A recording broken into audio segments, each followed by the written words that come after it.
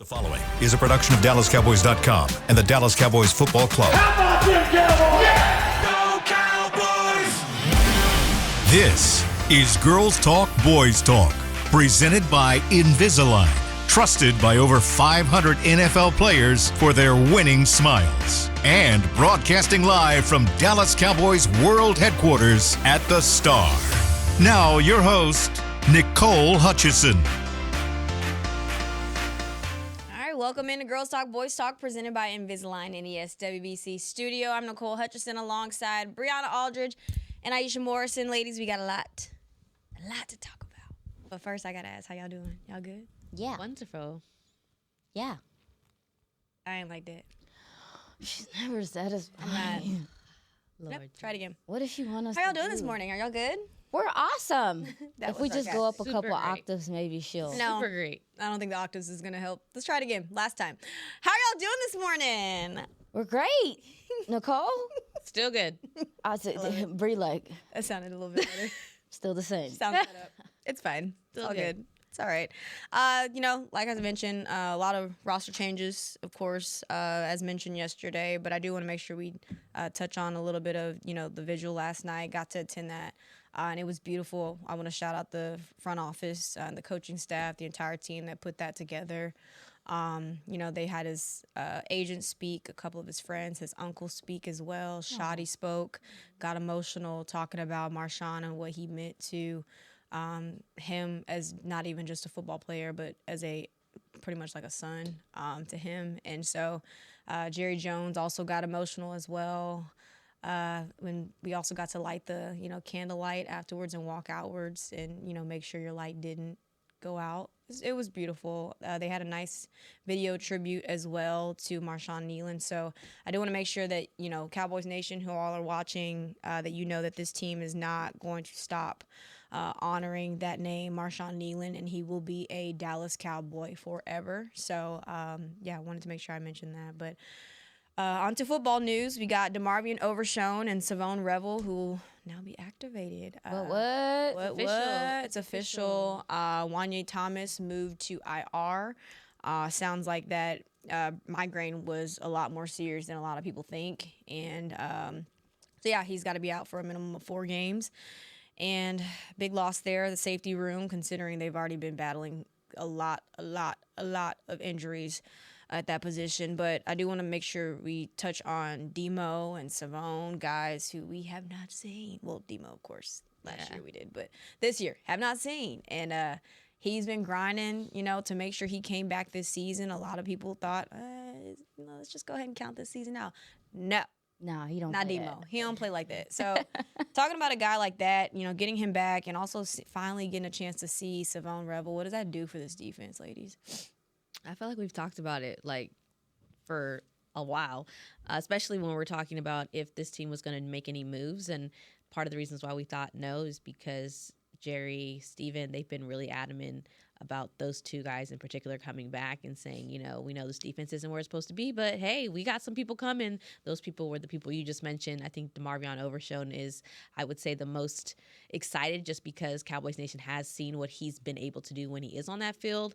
Last year, his flash is just coming down. He just comes out of nowhere. He plays with fire. He's so fast. And I don't know if that's going to happen right away. I don't even know if he starts. I know he'll be on the field. We know that. But I don't know if he starts. So there's a lot of questions with that, I think, going into Monday night. But he only helps this group. I will say that. We've been talking about what's been missing there. Again, Logan Wilson expected to go out there. I do believe Logan Wilson will be a starter. I know it's been like a quick turn for him to learn this playbook and things, but I do expect that.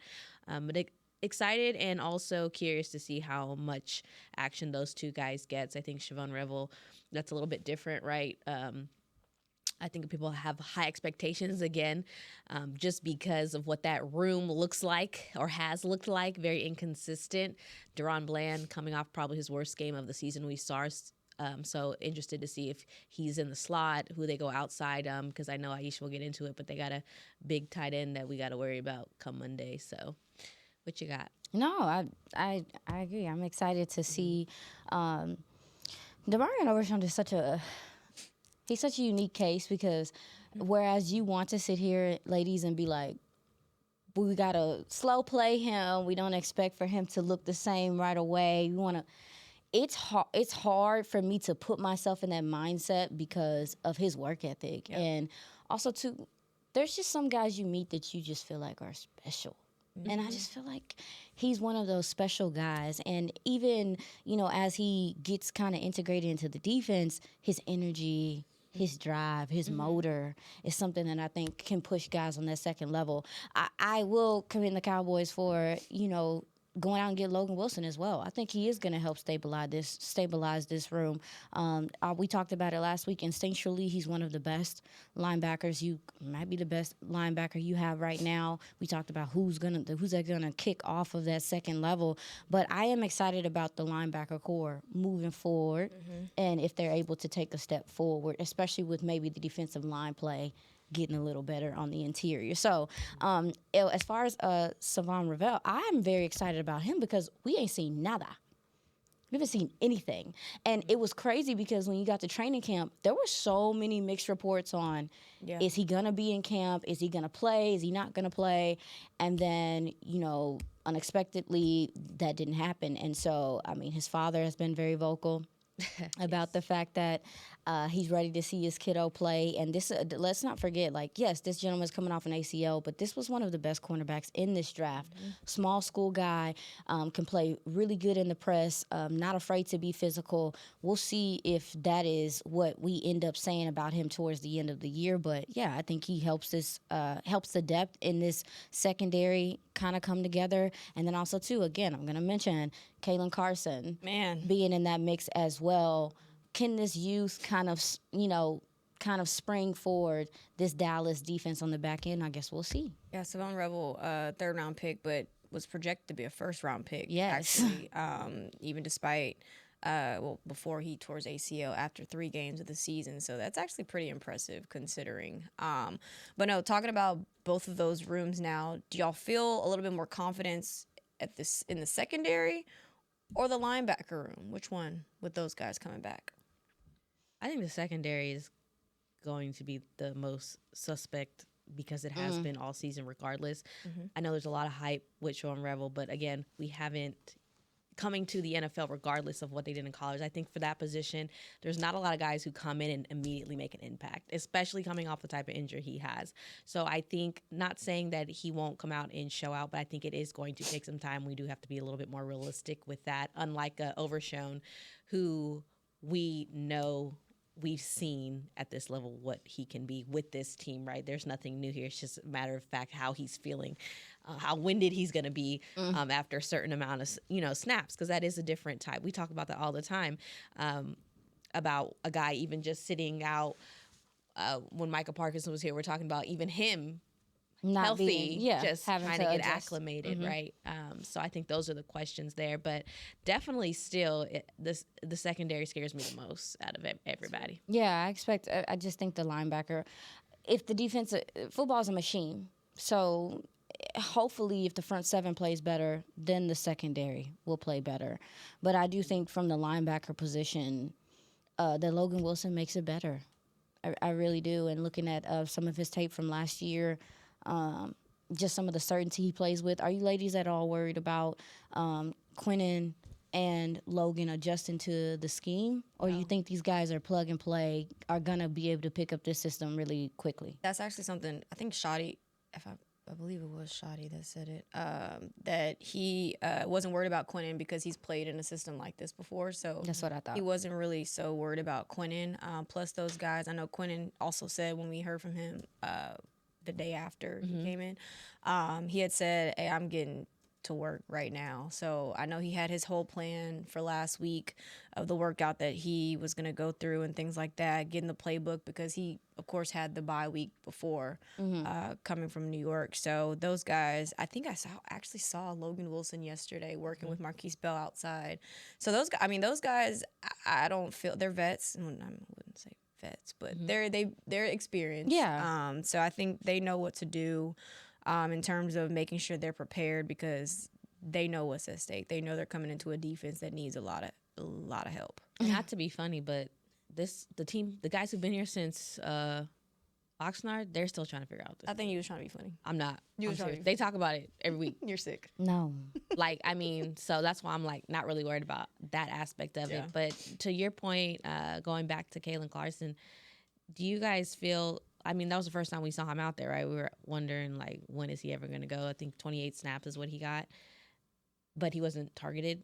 So that's also a thing to Which is it's kind of hard to gauge, but also too when you look at him on film, he's present with the receiver. You can see he's seeing stuff correctly. But I understand like the lack of targets. You feel like they'll give him a shot to start out there and move Deron Black.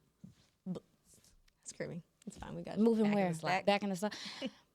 I mean, I think that gives you the best shot. I personally, and I've been saying this, I think Deron Bland is a better nickel corner instead of a boundary corner. So maybe that is something they decide to do based off of what they see looks-wise in practice and stuff like that. Any word on 7? Please. No. Any word Trayvon. on? Trayvon. No. Because it would be nice to have him out there too. I believe 2 weeks ago he was outside. How many games he has left out though? 2. Yeah, it's gonna be a Yeah, he's So still it's- he's on so it's IR. 2 more. yeah. I just want to know if there was any progress or any. 2. Yeah. Okay. It's fine. We saw him outside at practice one of those. I think it was like 2.5 weeks ago. He's around. He's been around. But in terms of And Hooker. We could possibly see him if I'm not mistaken. probably this week. That's what I'm saying. Like this whole secondary sounds like you might be getting some guys back. So how, with communication and all that stuff, like how's that going to be? Hopefully these guys are able to, because like you said, Bree, they've been confused since training camp. Very suspicious. All I know is the Raiders Suspicious. the Raiders who have had under multiple games under 10 points. They better not come out here and be explosive. That's all. Ain't nobody got time. That's all I'm saying. We're not doing that. No Wanya Thomas, for positive note, not really positive, because you're also, it's not positive, sorry. Wanya Thomas, but not just defensively, you're missing a guy on special teams who's been elite. Just how much will you be missing a guy like that in both the secondary and also special teams? Well, special teams don't get enough love. They don't. Like, they don't get enough love and attention for what it is, how they set up the offense or how they set up the opposing team's defense to have to, go down and score and get stops. So I think the Cowboys special teams unit's kind of been middle of the pack this year, if I'm not mistaken. And, I mean, punt coverage has been at times, and Wanye's a big part of that. Maris Leofow is a big part of that. The one thing I will say about Maris is that even though he is not getting the time at the linebacker spot on special teams, him coming downhill has definitely made a difference on punt coverage. So, yeah, you're going to miss a Wanye Thomas there as well, but kind of got to keep going at this point. Yeah, and he has missed games this season, and I feel like they were able to pull and plug and finesse, if you will, in that spot. Funniest. Well, happy to get Demo and Shavon Revel back. Prayers up for Wanye Thomas. Hopefully that he will be back soon or towards the end of the season and get healthy. But we've got to talk Cowboys, Raiders. Stick with us here on Girls Talk, Boys Talk. We're breaking it all down up next. When you're on the field, you know what it takes to lead your team and play with confidence. But that confidence shouldn't just stop at game time. It should follow you off the field, too. Join over 500 NFL players who trust Invisalign, the #1 doctor-recommended clear aligner brand. Ready to take the first step towards a smile you'll love? Visit Invisalign.com/NFL and find a doctor near you today. Transform your smile and take your confidence to the next level, both on the field and off. How does the cheerleader's hair always look so perfect? We asked, and they shared one of their biggest beauty secrets. If you want hair like theirs and confidence to match, use Babyliss Pro styling tools. The Dallas Cowboys cheerleaders use Babyliss Pro curling irons to get those perfect game day curls. To get the hair you see on the cheerleaders, head to BabylissPro.com. Use the code Cowboys20 for 20% off Babyliss Pro tools, the official styling tools of the Dallas Cowboys cheerleaders. Get the discount while it lasts. Offer may be withdrawn at any time at advertiser's discretion. Discover Aiden, the official luggage partner of the Dallas Cowboys and Dallas Cowboys cheerleaders. Known for top-tier engineering and craftsmanship, Aiden offers more than just bags. Originating from Australia and designed in New York, it merges fashion, design, and culture. Used by Dallas Cowboys players, staff, and the entire organization, Aiden provides style and functionality for all travelers. Visit AidenTheBrand.com and use code AidenXCowboys for 25% off your purchase. Travel like your favorite stars with Aiden. All right, Cowboys fans, this one's for us. If the men in your life bleed blue and silver like we do, I've found the perfect way to elevate their game day rituals. Gillette just released their best razor in Cowboys colors, and it is everything a Cowboys fan could want.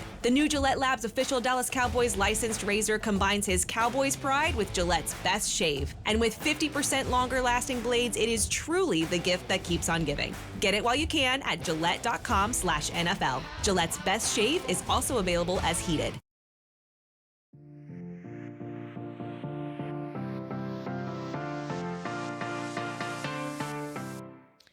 Celebrate the season at Cowboys Christmas Extravaganza, powered by Reliant at the Star in Frisco. Join us every Friday and Saturday night from November 21st to December 20th for an electrifying holiday performance. For details, visit thestardistrict.com.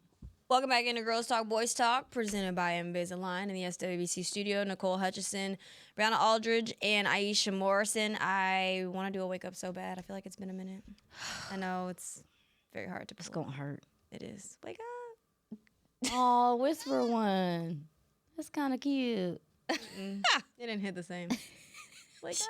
She wants to yell so bad. Wake up. There it is. There it is. That's why I just saw Fine. here. Didn't feel right, though. She just got that spirit. I on her. know.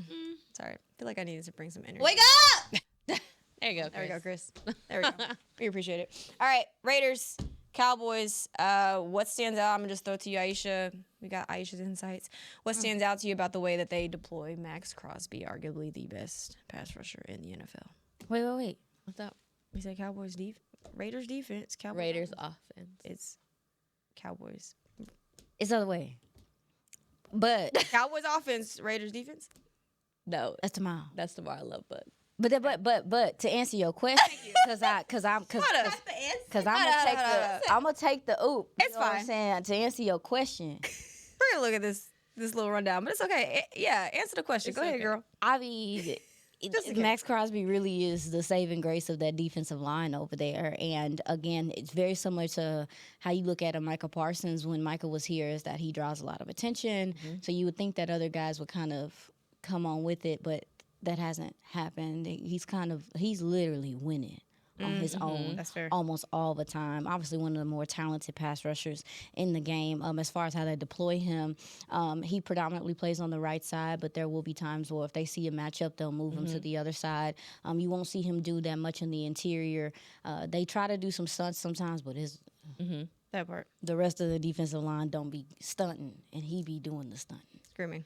But as far as just how they deploy him, I mean, he's someone you have to account for. He's someone that your tight ends are going to have to chip. Your running backs are going to have to chip. They're going because of Max Crosby's background, when you talk to him, like this is a person that is another advocate for mental health, another advocate for substance abuse and things like that. He has a crazy motor and is very, very, very vigilant in his pursuits of the ball. So that's something Dak's gonna have to worry about. But on the other, Yeah, we're gonna try that again because it's fine. A lot going on today this week. So It's okay, 'cause I got my days mixed up. I got you. It's okay. Appreciate it. Back to the you other could side just of went the straight to it, but it's all right. It's just it's fine. Go ahead. Back to the other side of the ball, Aisha. What you got? yeah.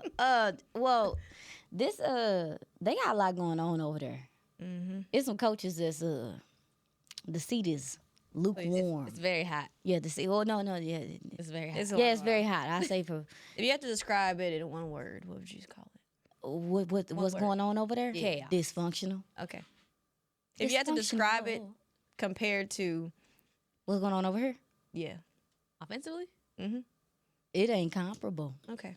Because I don't think it's comparable because I do believe from listening to some of the Raiders folks is that they really expected for Pete Carroll to come in here with his tenure, his background, obviously what he and Gino were able to do in Seattle, this last couple years. They thought that was going to translate. It no translate. Not good. It no translate because the difference between them and the Seattle Seahawks is that the Seahawks, their offensive line used to be tinker toys for a while, and they decided that they were going to shore that up. The Raiders, this offensive line has struggled, and it really comes from, again, a lot of the injuries. Obviously, they have tried to address it in the draft. Jackson Powers Johnson, which was one of the better guards out of that class / tackle, depending on how you feel it.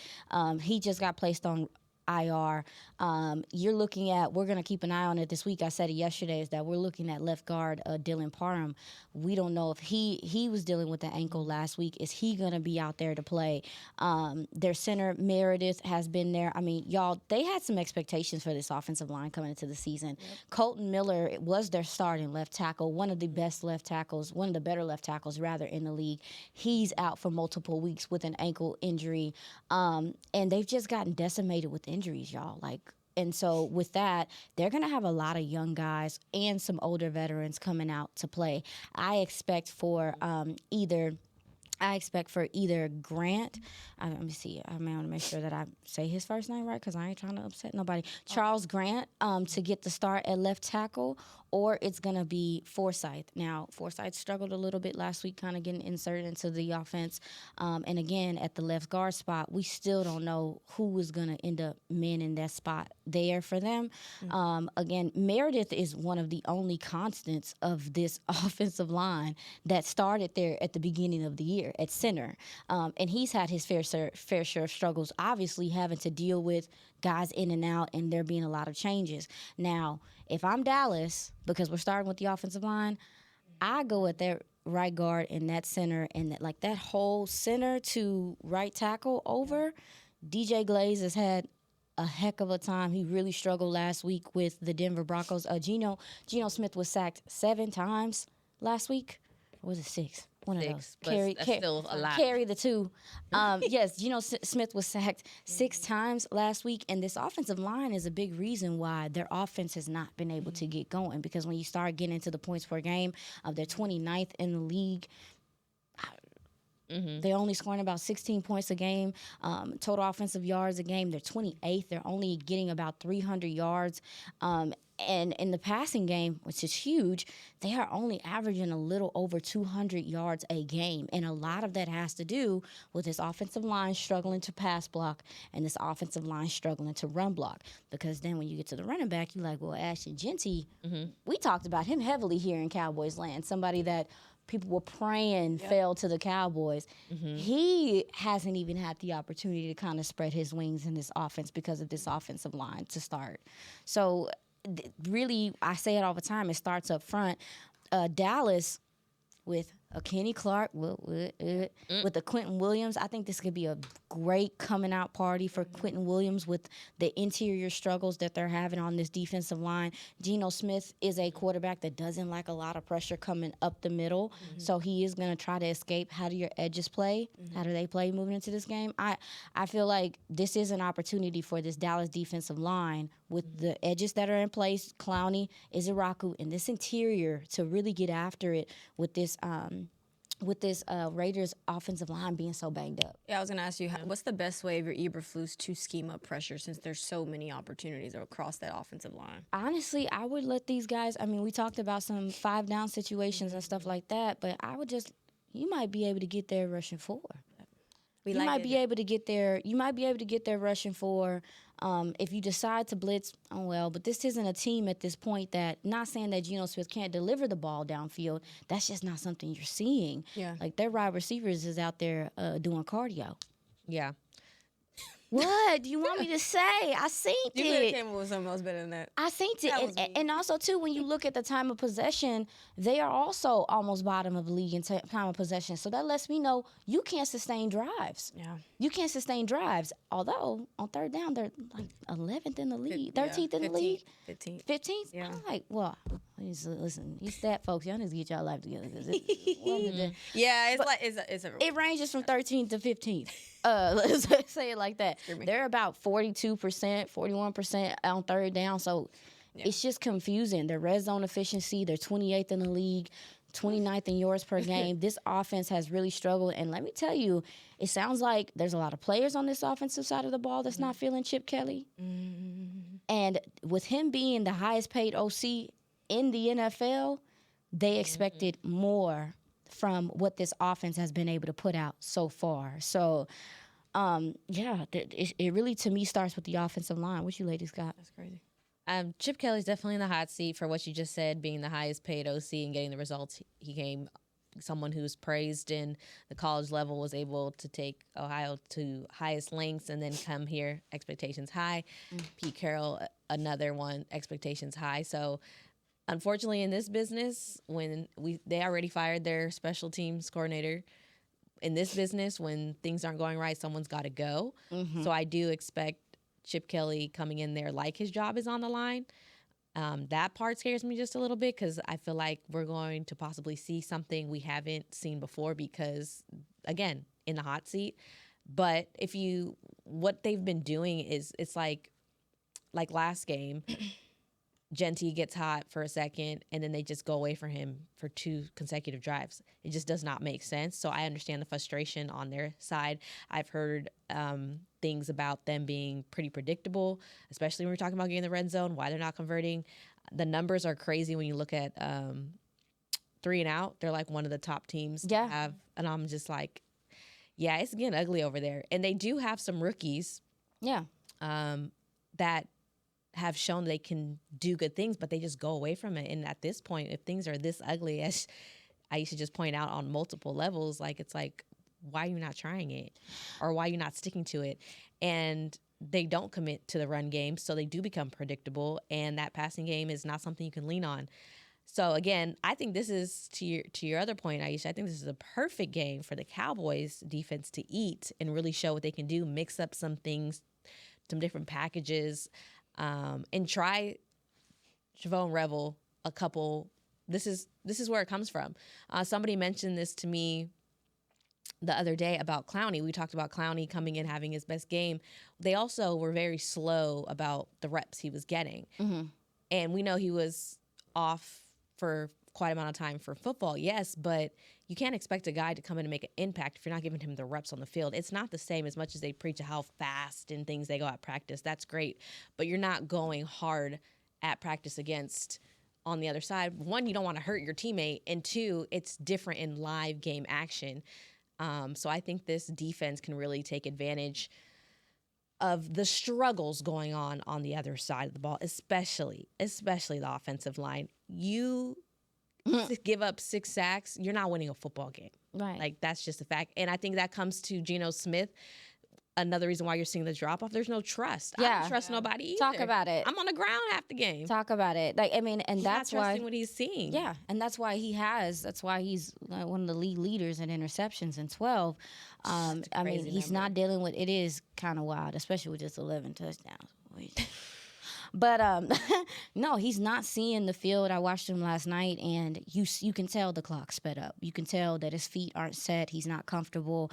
And again, with all the changes on the offensive line, that's something that plays into it as well. But Las Vegas, I'm really curious of, now why in the world would you draft an Ashton Genty in a Chip Kelly system? We know that Chip liked to pass that dang ball. We know that Chip loves a more of a spread offense. Like, that's just how he has always run offense. So just even at that, it sounds like from what we're talking about, you get this running back, you expect him to run the ball, you don't commit to the run. So what do we do? It's like the OC got commitment issues. This ain't something that he even known to do. I don't understand. And that's what the frustration is within Raider Nation right now. They like, what in the world were you doing when you put this coaching staff together, specifically on this offensive side of the ball? Because there's so many different philosophies, and you see that on the field. You see them come out maybe in the first quarter, they'll play well, it's competitive, but there's no counter.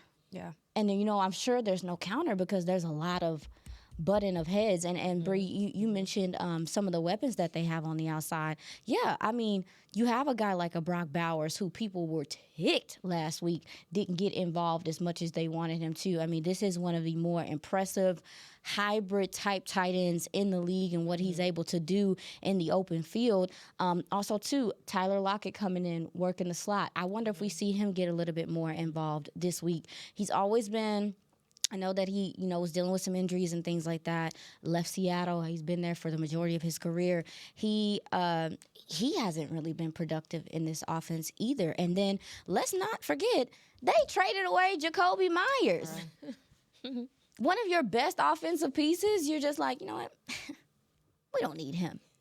And so now, you don't really have besides Bowers, who is, it's odd to think of a tight end being your number one. That's kind of where they are right now. And then Thornton Jr., Dante Thornton Jr., he's struggling, to your point, Bree, trust, he's dealing with drops. He's dealing with confidence. He's dealing with issues. So this offense is coming into this game trying to, again, we're going up against another team that's trying to find a stride, trying to figure some things out. Bree made a fantastic point about Chip Kelly kind of coaching for his job. Now, I think that's a wash. But coaching for his job and coaching for maybe for other jobs later in the future. And this Dallas defense is going to have to be prepared for that. But I will say Dallas getting better on the interior of this defensive line, I think, is huge. I think it's going to pay dividends in this game. And, again, even with the secondary, with a team that is not throwing the ball downfield as often, I wonder if that's something that maybe they decide to do a little bit more in this game, because maybe they think that they can pass the ball on Dallas, because I think they might. Yeah. They might. I think She's going to jail. She's let it going go. to jail. No, I think it's safe to say that this is another team that this Dallas defense don't try to get too cute. Like, just it's about them pretty much. But we've said this before, and teams have found weaknesses, taken advantage of weaknesses of the Dallas defense. What, aside from getting pressure on Geno Smith, what else will be key for this Dallas defense to just get the job done? Get off the field on third down. My Lord. We talked about that too. Get off the field on third down. Yeah. This is a team that is, Yeah. y'all are confused. What did Kenny say? He was after last loss against the Cardinals, he was like, you always should try to get like the positive in the locker room. And it's funny now, but I was like, wait, what? And it makes sense, but it's like, dude, like, it's like so much part of the game when he was like, we do really good on first and second down, but third down, we're giving up long plays. And I'm like, we know. Yeah. It's so interesting because it's like, are y'all panicking? What's going on these third down calls? Because they have been pretty good on first and second down. Really good. But another thing too is penalties. Yep. A lot of these first downs that you are giving other teams is penalties. And again, this is a team that's looking for confidence. This is a quarterback that's looking for confidence. This is an OC that's looking for confidence. Don't give it to them. Hurt their feelings early. I mean, just this has to get done. I don't care how ugly it looks, because if this game goes the other way, Bree I'm can't gonna take be listening to Vach and Brian Broaddus talk about the draft, and I'm gonna be real into it, because that's gonna be the reality. Imagine having to be a person that has to do the draft. I don't want to. I'm already kind of starting to dip my toe in the water, but I don't want to get. I'm not leaving hot, Vegas heavy. with a loss. I'm not leaving Vegas. I'm not leaving. So you're gonna stay there? You're gonna stay there? I'm not Like leaving. the Wolf of Wall Street. I'm not leaving. I will say one thing about this offensive line. Now, with what happened last week with Alex Kappa at that right guard spot, and how She keep bringing it Rusty up. Poor and baby. Dusty, it looked over there. Maybe you expect a Caleb Rogers, their rookie that they drafted in the third round this year from Texas Tech, Mansfield native Woodwood, might get his first start in the league. I was being nosy, keep my ears low to the ground. And it sounds like he might get his opportunity to start, because I know they know that Quentin Williams is there. I know that they know, hey, you got somebody that people have to prepare for. I know that they know that Quentin Williams is there, and that this Dallas defensive line is in the interior, can get after it. I wonder if that's a change that we see this game. I guess we got to keep an eye on that. They got somebody that they gotta respect. R-E-S-P-E-C-T. All right, we're gonna take our second break here on Girls Talk, Boys Talk, and dive deeper into this matchup up next after the break. When you're on the field, you know what it takes to lead your team and play with confidence. But that confidence shouldn't just stop at game time. It should follow you off the field, too. Join over 500 NFL players who trust Invisalign, the #1 doctor-recommended clear aligner brand. Ready to take the first step towards a smile you'll love? Visit Invisalign.com/NFL and find a doctor near you today. Transform your smile and take your confidence to the next level, both on the field and off.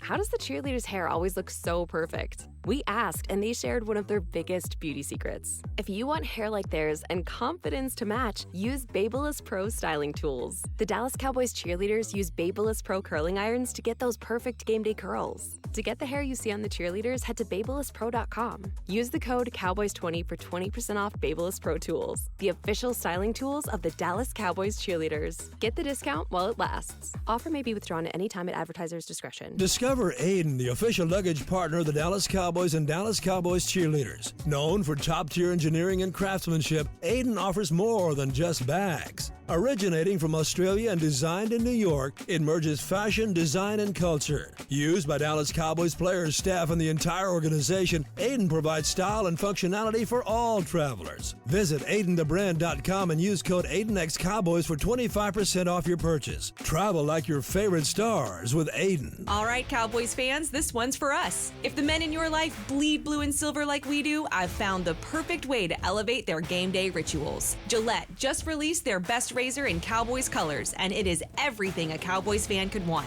The new Gillette Labs official Dallas Cowboys licensed razor combines his Cowboys pride with Gillette's best shave. And with 50% longer lasting blades, it is truly the gift that keeps on giving. Get it while you can at Gillette.com/NFL. Gillette's best shave is also available as heated.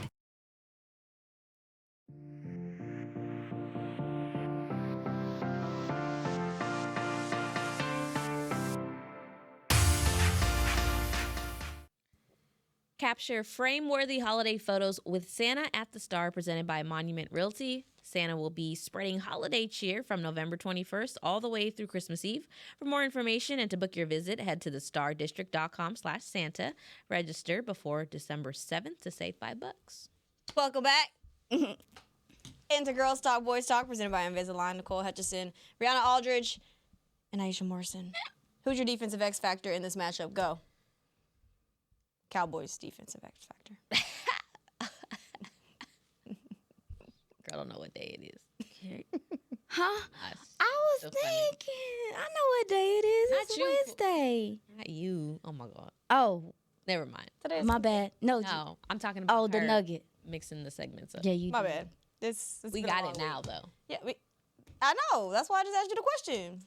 I'm gonna say the linebackers or the nickel corner or whomever is going to be defending Brock Bowers and the tight ends for the Raiders. I think that's the matchup of the game again, because those guys are at this point. Well, I would assume that Bowers is kind of their number one, which is weird because they also have Trey Tucker on the outside.